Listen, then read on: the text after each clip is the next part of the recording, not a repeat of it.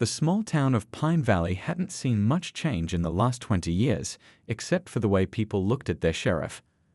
Tom Anderson wasn't just any small-town lawman. He was the kind of person who'd stop to help you change a flat tire in the rain or spend his Sunday afternoons coaching the local kids' baseball team. Everyone knew him as the guy who married his high school sweetheart, Rachel, the pretty girl who used to work at the local diner while dreaming of becoming a teacher. Life had been good to Tom. At 42, he had everything a man could want. A badge that meant something, 2 beautiful kids who make him proud every single day, and a marriage that others in town pointed to as their idea of perfect. His daughter Annie, now 14, was growing into a bright young lady who shared his love for mystery novels and had a talent for solving riddles that made him think she might follow in his footsteps one day. His 12-year-old son Jake was the spitting image of what Tom imagined he'd been like at that age, always ready with a joke, but with a heart of gold that showed in the way he looked after the younger kids at school. Their house wasn't anything fancy, just a 2-story home with a wraparound porch where Rachel loved to sit and grade papers in the afternoon sun. The white paint was starting to peel a bit, and the screen door had a squeak that Tom kept meaning to fix, but it was home. Every morning, he'd kiss Rachel goodbye, adjust his badge in the mirror by the door, and head out to keep their little piece of the world safe. Tom's younger brother David was always around, dropping by for Rachel's famous pot roast dinners or helping out with house repairs when Tom was stuck working late shifts. Family first, their dad had always said before he passed, and Tom lived by those words. He'd helped David through some rough patches, a failed business venture, a messy divorce, and never thought twice about it. That's just what brothers did. Life had fallen into a comfortable routine. Sunday family dinners where they'd all squeeze around the kitchen table, telling stories and laughing until their sides hurt. Saturday morning fishing trips with Jake, where they'd talk about everything and nothing. Weekday evenings helping Annie with her science projects, watching her mind work in ways that amazed him. The proudest moments were when folks in town would stop him just to say what fine kids he was raising. The Anderson family name meant something in Pine Valley. It stood for honesty, hard work, and doing right by people. Tom's grandfather had been the town doctor, his father ran the hardware store for 40 years, and now Tom carried on that legacy with his badge. When he walked down Main Street, people would wave and smile, kids would run up to show him their new toys, and elderly Mrs. Thompson at the bakery would always have a fresh donut waiting, though he tried not to live up to that particular cop stereotype too much. Their life wasn't perfect. No real life ever is, but it was genuine. The kind of life that made Tom thank his lucky stars every night before bed. He and Rachel had their occasional arguments, like any couple married for 15 years, but they always worked things out. They were partners in every sense of the word, facing life's challenges together, celebrating the wins, and comforting each other through the losses. Little did Tom know that the life he'd built with such care, the happiness he thought was as solid as the mountains surrounding their town, was about to crumble. Sometimes the biggest storms come on the clearest days, and the deepest betrayals hide behind the most trusted smiles. But for now, in this moment, Tom Anderson was simply a happy man, living what he thought was his perfect life in his perfect little town. The story of what happened next would eventually spread far beyond the borders of Pine Valley, whispered about in diners and debated in living rooms across the country. But that was all yet to come. For now, Tom was just doing what he'd always done, serving his community, loving his family, and living by the values his parents had taught him. He had no way of knowing that soon, every one of those values would be tested in ways he could never have imagined. It started with a routine doctor's appointment, the kind that usually gets lost in the shuffle of everyday life. Jake had been complaining about headaches, and given the history of migraines in Tom's family, Rachel thought it would be best to have him checked out. Dr. Wilson, who'd been the family doctor since before Jake was born, suggested they run some genetic tests, just to be on the safe side. Better to know what we're dealing with, the doctor had said, adjusting his wire-rimmed glasses in that careful way of his. Tom remembered nodding, thinking about his own father's struggles with those crushing headaches, how they'd sometimes kept him in bed for days. If they could spare Jake from that, a simple blood test seemed like a small price to pay. The waiting room at the clinic hadn't changed in 20 years, same faded magazines, same watercolor paintings of local landscapes, same gentle hum of the old air conditioning unit. Tom sat there one Tuesday afternoon, having taken a rare day off from the station to be there for the results. Rachel couldn't make it. She had an important parent-teacher conference she couldn't reschedule, but she'd made Tom promise to call her the moment they knew anything. Dr. Wilson's face was different when he called them back to his office. Tom had known the man long enough to read the subtle signs, the way he didn't quite meet their eyes, how his usually steady hands fidgeted with Jake's file. Something wasn't right, but Tom wasn't prepared for what came next. "Sheriff Anderson," Dr. Wilson began, using Tom's title in that formal way that immediately set off alarm bells. "There seems to be, well, there's something we need to discuss about Jake's test results." He paused, choosing his words carefully. "The genetic markers we were looking for, the ones associated with your family's history of migraines, they're not present." Tom remembered feeling relieved for a split second before noticing the doctor wasn't finished. "But that's not all," Dr. Wilson continued, his voice gentle but firm. "The test revealed some other inconsistencies, ones that don't align with your family's genetic profile at all." The world seemed to tilt slightly on its axis as Dr. Wilson explained in careful medical terms what he was seeing in the results. Tom heard phrases like genetic markers and paternal DNA, but they seemed to come from very far away. Jake, sitting next to him, was more interested in the game on his phone, completely unaware of how his father's world was beginning to unravel. That evening, after dropping Jake off at his friend's house for a planned sleepover, Tom sat in his patrol car in the hospital parking lot for a long time. His hands, usually so steady with his service weapon, shook slightly as he pulled out his phone. He found himself opening a browser, typing in searches about home DNA testing kits. He ordered two, paying extra for rush delivery to his office at the station, not their home address. The next few days passed in a blur. Tom went through the motions, attending town council meetings, handling routine calls, having dinner with his family, but his mind was elsewhere. He caught himself studying Annie's face at breakfast, looking for traces of himself that he'd always taken for granted. He watched Jake playing basketball in the driveway, trying to reconcile the boy he'd raised with the impossible truth the test results suggested. Rachel noticed something was off, of course. She'd always been able to read him like a book. "You're quiet lately," she'd say, touching his arm gently. "Is everything okay at work?" Tom would force a smile, make up something about a tough case, and change the subject. Each lie felt like swallowing broken glass. The DNA kits arrived 3 days later, disguised as routine paperwork. Tom stared at the small boxes in his office, the weight of what he was about to do pressing down on him like a physical thing. He told himself he was being paranoid, that there had to be some mistake with Jake's test. But another voice, the one that had helped him solve countless cases over the years, whispered that he needed to know the truth, no matter how much it might hurt. That weekend, Tom managed to collect the samples without raising suspicion, a few strands of hair from each kid's brush, stored carefully in the test kit envelopes. As he drove to the post office to send them off for testing, he caught himself praying for the first time in years. Not for any specific outcome, just for the strength to handle whatever truth was coming his way. The waiting began. 5 to 7 business days, the website had promised. 5 to 7 days that felt like 5 to 7 years. Tom threw himself into his work, took extra shifts, anything to keep his mind occupied.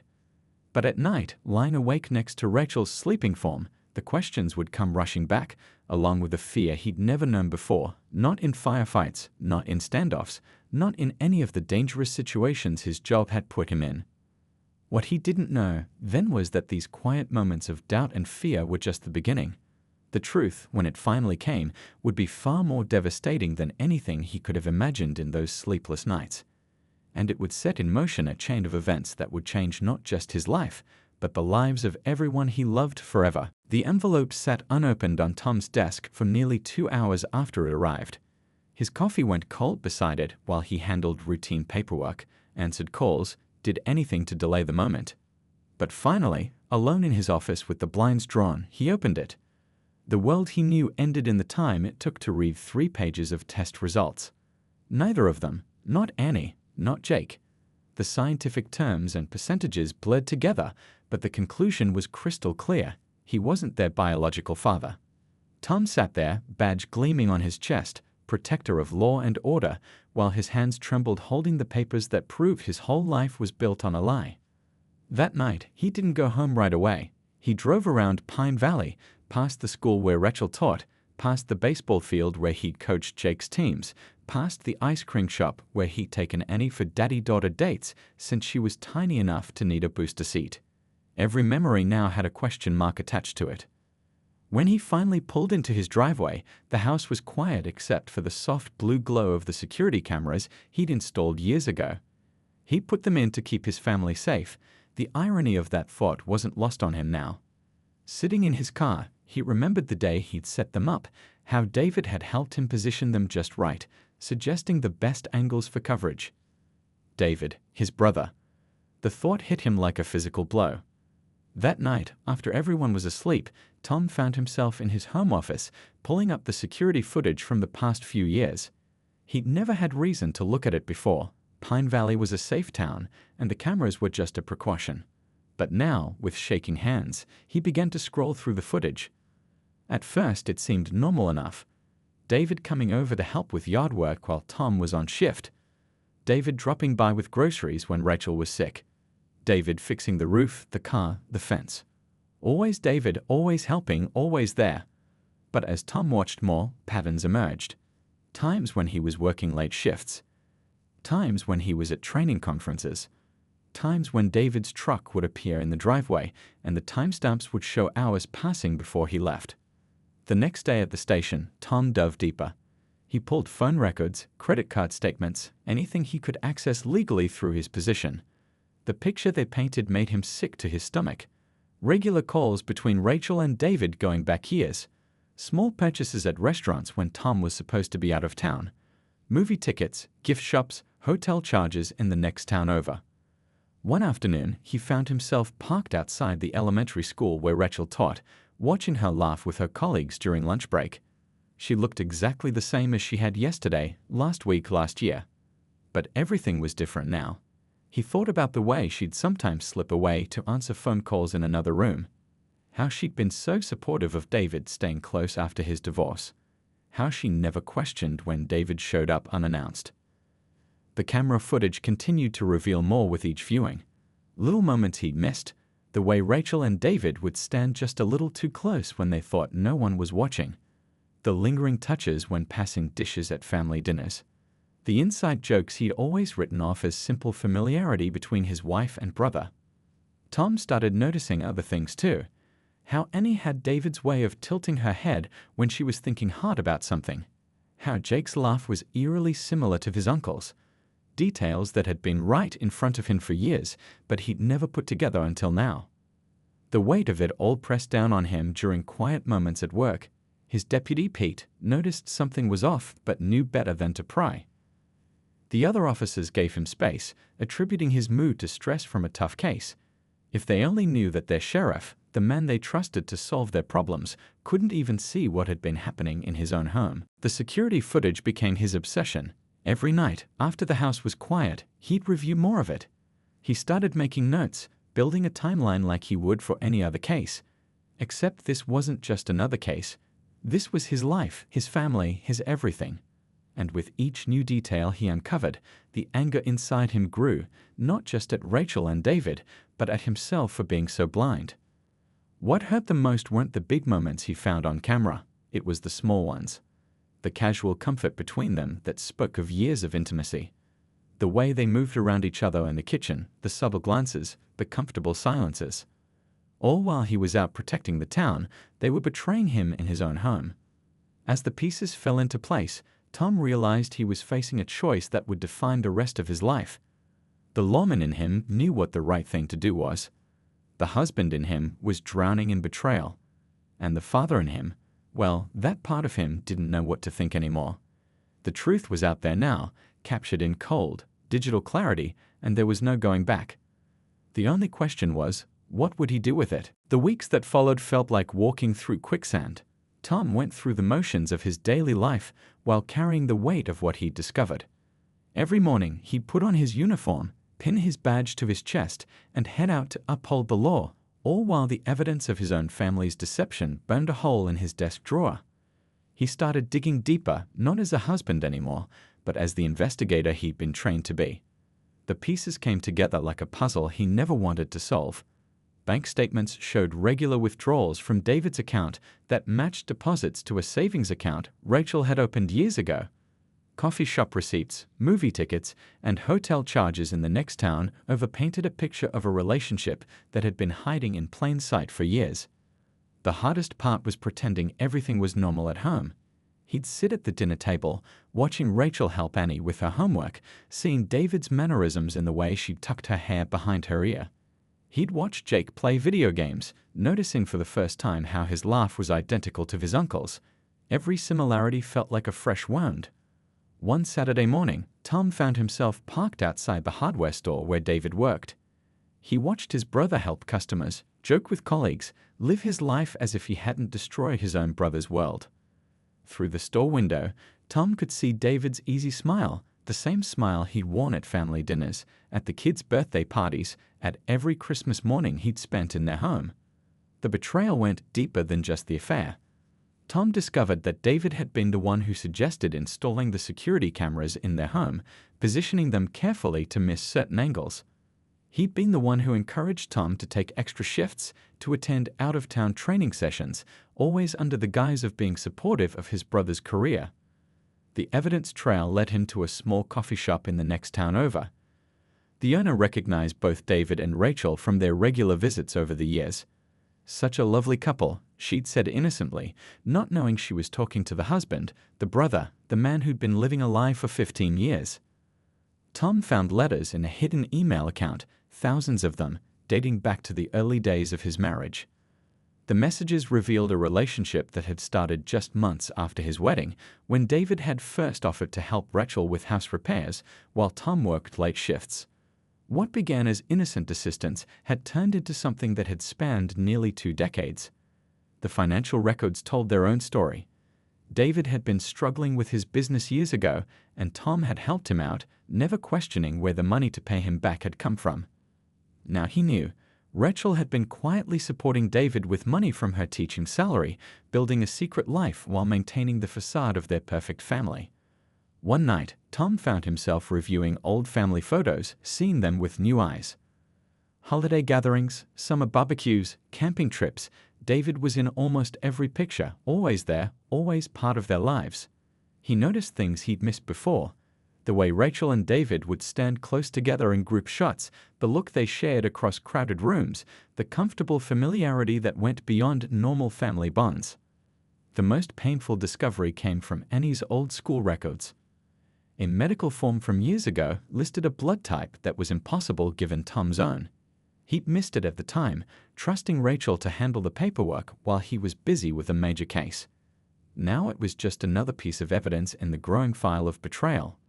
Tom started noticing Rachel's phone habits more closely. She'd always been protective of her phone, explaining it away as needed privacy for parent-teacher communications. Now he saw how she'd angle the screen away when messages came in, how she'd step outside to take certain calls, how her whole demeanor would change when she got a text during family dinner.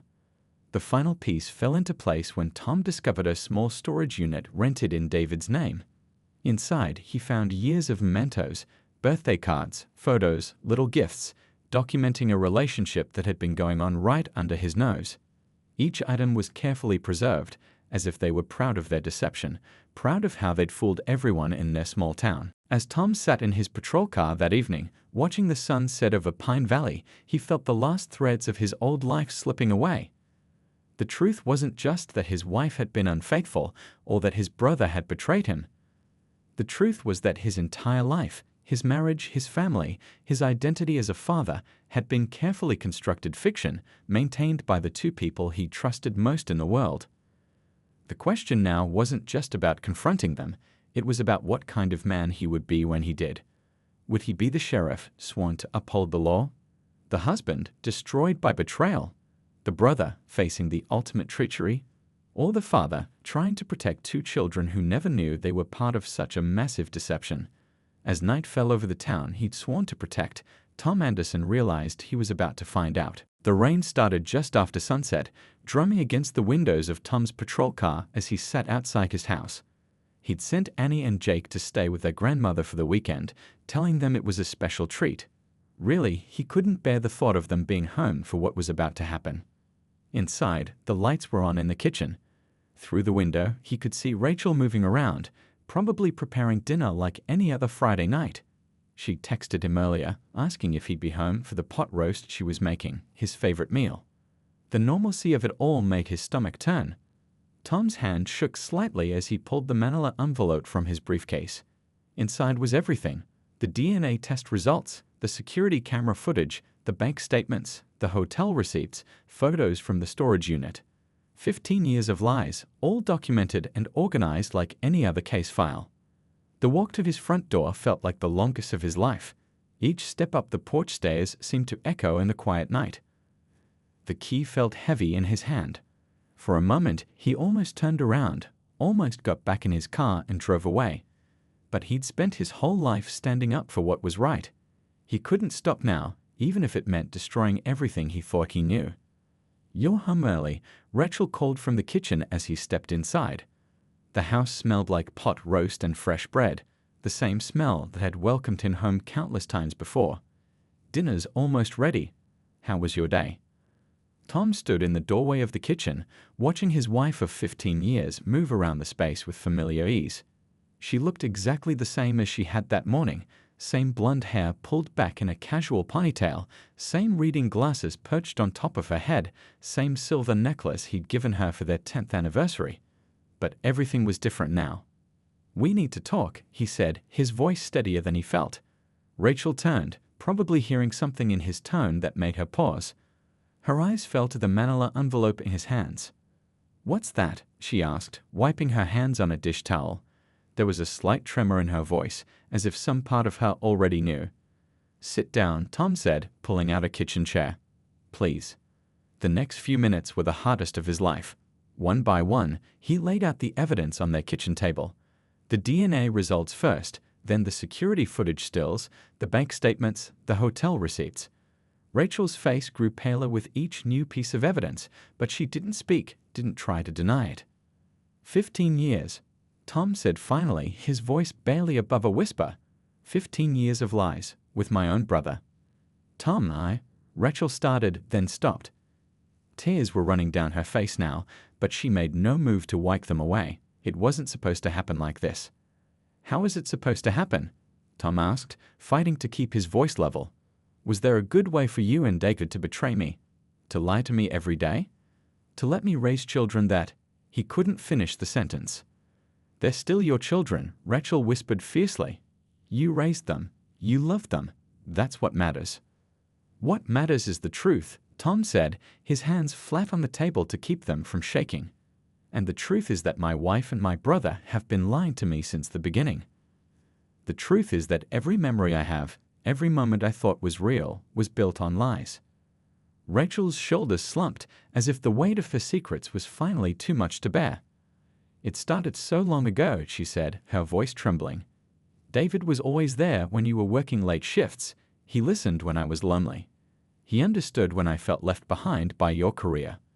One thing led to another, and then we couldn't stop. We tried so many times, but we couldn't." "Couldn't?" Tom's laugh was hollow. "You couldn't stop betraying me. Couldn't stop lying to my face every day. Couldn't stop letting me believe those kids were mine." "I was afraid," Rachel admitted, tears flowing freely now. "Afraid of losing everything. Afraid of hurting you, hurting the kids. Afraid of what people would say. David threatened to tell you so many times when I wanted to end it, but I begged him not to. I couldn't bear the thought of destroying our family." "Our family?" Tom stood up suddenly, his chair scraping against the floor. "We never had a real family. Everything. Our marriage, our life together, our children, it was all based on lies." The silence that followed was deafening. Outside, the rain continued to fall, creating shadows that danced across the kitchen walls. The pot roast was probably burning now, but neither of them moved to check it. "I need to know one thing," Tom said finally, his voice thick with emotion. "Did you ever love me? Really love me? Or was I just convenient?" Rachel's answer was lost in the sound of thunder rolling across the valley. But the look in her eyes told Tom everything he needed to know. Without another word, he picked up his car keys from the counter. "Where are you going?" Rachel asked, standing up quickly. "To see my brother," Tom replied, his hand already on the door. "Don't try to warn him. Don't try to stop me. This ends tonight."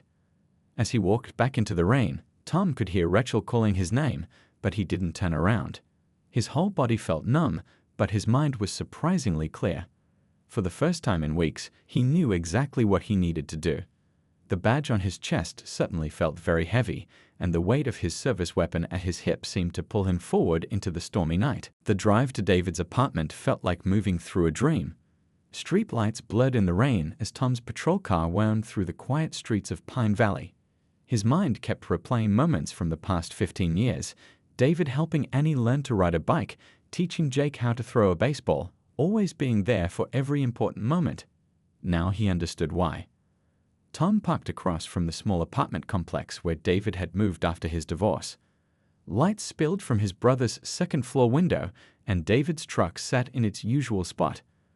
For a long moment, Tom just sat there, watching raindrops race down his windshield, his hands gripping the steering wheel so tight his knuckles turned white. The walk up the outdoor stairs seemed to take forever. Each step brought back another memory: family Christmas mornings, summer barbecues, fishing trips where David had been more of a father to Jake than Tom ever realized. The rage building inside him wasn't hot anymore. It had turned cold, calculating, dangerous. David opened the door on the third knock. He was wearing an old Pine Valley High School t-shirt, one Tom had given him years ago.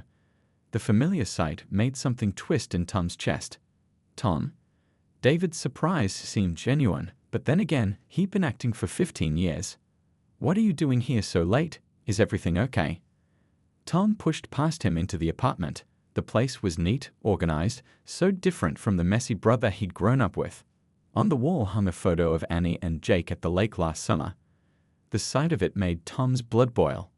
"Sit down," Tom said, his voice barely recognizable to his own ears. "We need to talk." David's face changed then, just slightly. Later, Tom would remember this moment, the exact second his brother realized that everything was about to fall apart.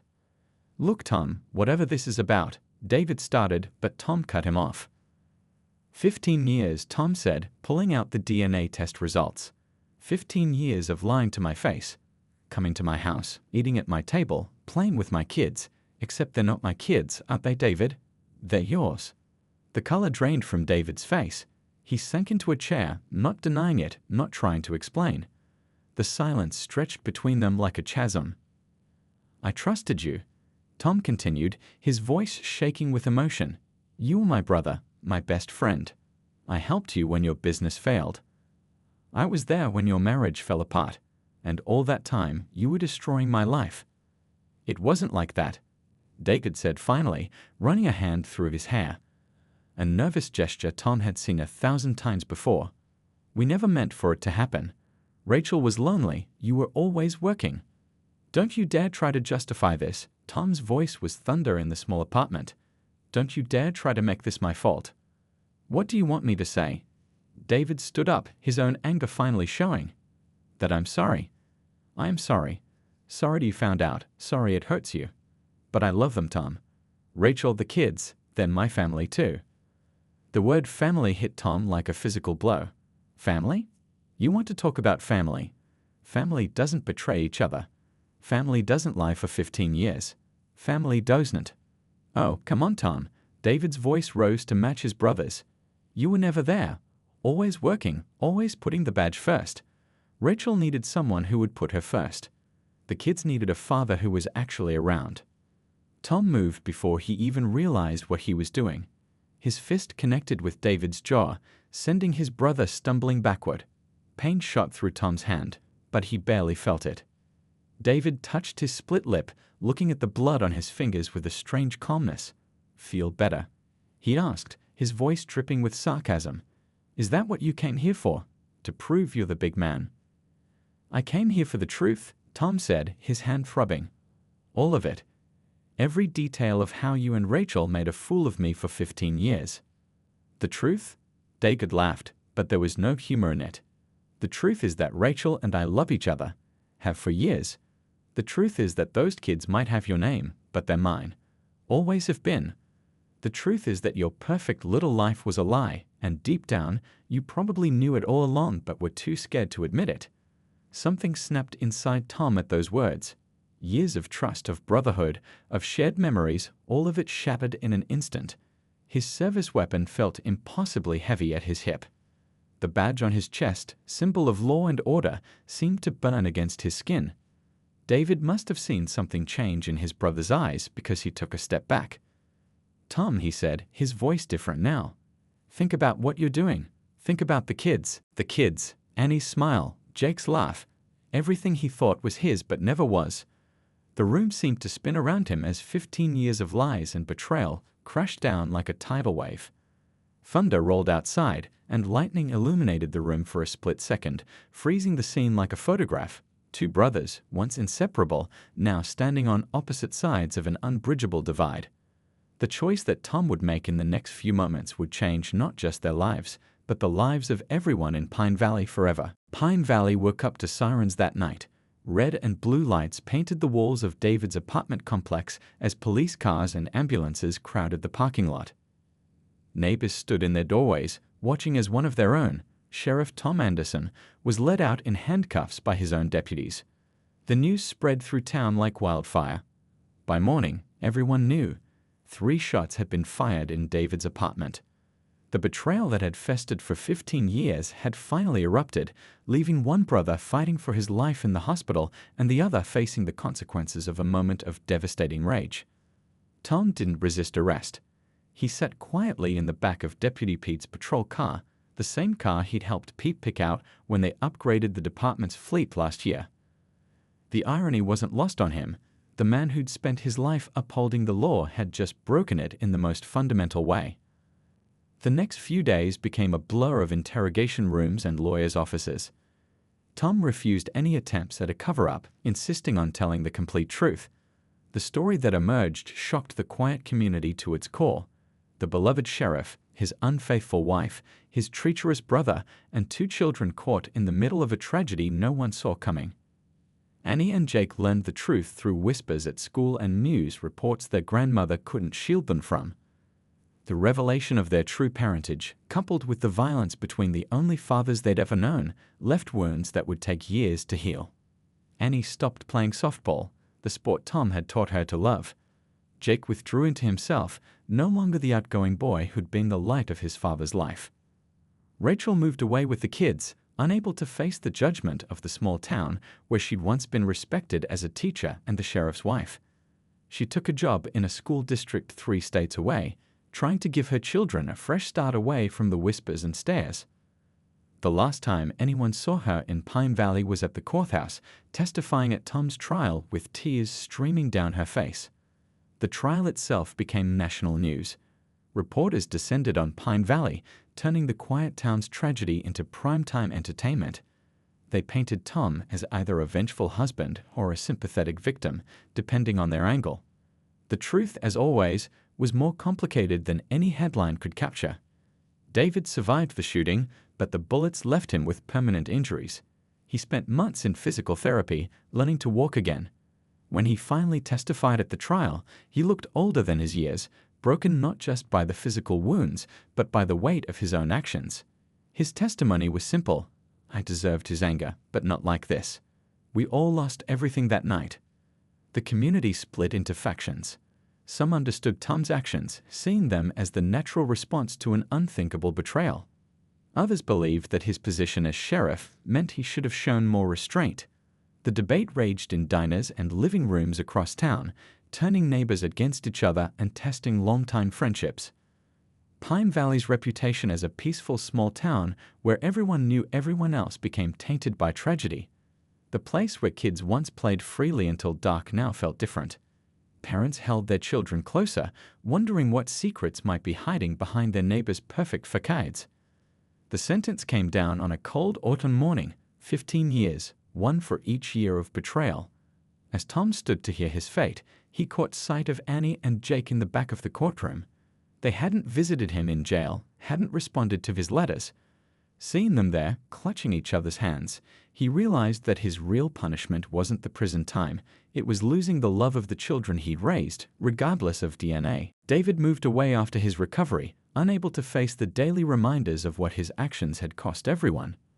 The last anyone heard, he was working construction in another state, trying to rebuild his life just as he'd had to rebuild his body.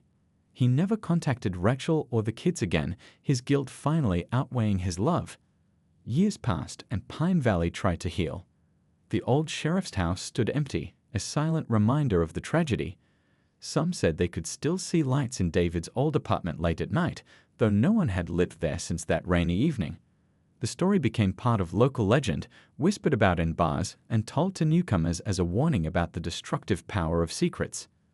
Annie and Jake grew up carrying the weight of their parents' choices. Annie eventually became a counselor, helping other children cope with family trauma.